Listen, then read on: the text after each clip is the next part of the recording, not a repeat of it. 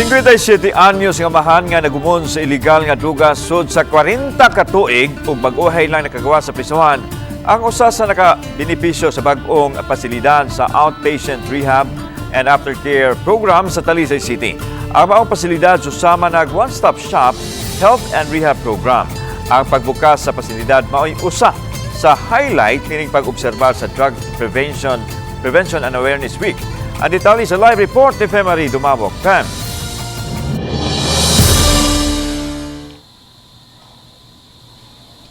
Yes, Lan, sa mao nilang bagong pasilidad giingon nga mas maagni ang mga nagumon sa illegal nga drugas nga magparehab kay mas mahatagan sila og taas nga kumpiyansa. Samtang giingon usab nga susamag ila na ikaduhang panimay ang maong pasilidad nga ana nahimutang sa barangay Kansuhong. Sa nangaging katuigan, sagad dinhi sa dakong hawanan sa compound sa simbahan himuon ang nagkadayang kalihukan alang sa mga persons who used drugs o PWOD. Dinhi usab sila mopahigayon sa kinalit nga drug test. Apan karon, mas mahatagan na og kumpiyansa ang mga buot magparehab kay halos kumpleto na sa kikinahanglan kining bag-ong patindog nga outpatient rehabilitation and aftercare facility. Gani kada adlaw aduna nagimo walk-in nga mga buot mo paubos sa programa. Gawas nga libre kini. Ubos sa maong pasilidad ang vaccination center batok sa COVID ug sa atbang ang health center nga kadaganan kun adunay laing gipamati sa lawas ang kliyente.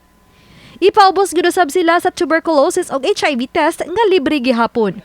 Ana gyud usab ang kinalit nga drug test. And takdo kayo nga itong gibuhat kay ang team karon na to is is care in crisis, addressing drug challenges in health and humanitarian crisis. So, in Talisay, ma'am, we have always viewed drug dependence and its intervention as a health thing. Gitug-ani ning 57 anyos nilang kliyente nga nagpaila lang sa ngan nga datin nga wa na siya magduha-duha pa nga mopaubos sa rehab program. Iyang giangkon nga 17 anyos pa lang nagumuna siya sa nakadiyang klase sa illegal nga drugas hangtod nga aduna na siya'y pamilya. Namaligyaw sab siya og shabu. Nasikop netong 2019 ug bag-uhay lang nakagawa sa prisuhan. Businessman magud akong ginikanan niya, magkita mi. Ini gabi abot sila matug na ko. Nya mugikan sila matug pasag ko. Murag kamera na sa bahay ba. Kuyog sa barkada kay mao may exportar nimo sa imong magamit kay di ka mamaligya.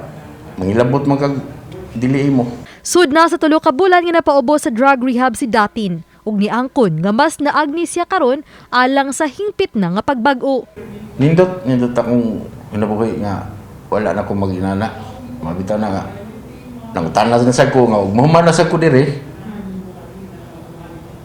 Di pa ka kumada. They always call this also as home. Balay raman sa nila. Ila man ning ka-birds ang nadiritanan. Ang ato lang is to make sure that all the standards of rehabilitation program are being strictly followed. Yan ang like drug testing, tanawon yan na to, ang ato mga health protocols. Matri Dr. Bautista nga usa gyud sa gitinguha sa Talisay LGU ug DOH ang katukuran sa pasilidad ug ma-operational na kini tunong ning pagsaulog sa Drug Prevention and Awareness Week. Alang sa kapulisan, dako kining tabang sa ila usab nga tinguha nga madugangan ang duha ka barangay sa Talisay City nga madeklarar nga drug cleared. Programa sa ato ang local government ang kining mga barangay based nga mga rehab ug kini sa Department of Health no and dako ning tabang sa ato ang demand reduction kay aside sa ato ang supply reduction nga programa sa PNP na intensified kayo ato ang supply reduction, it goes nga ang ato asang local government successive o intensified sa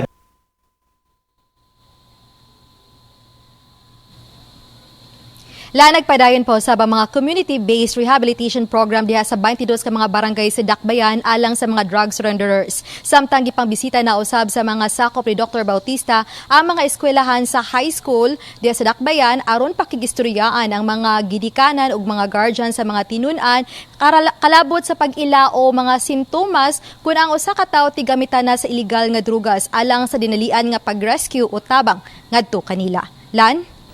Daghang salamat, Femari Dumabo.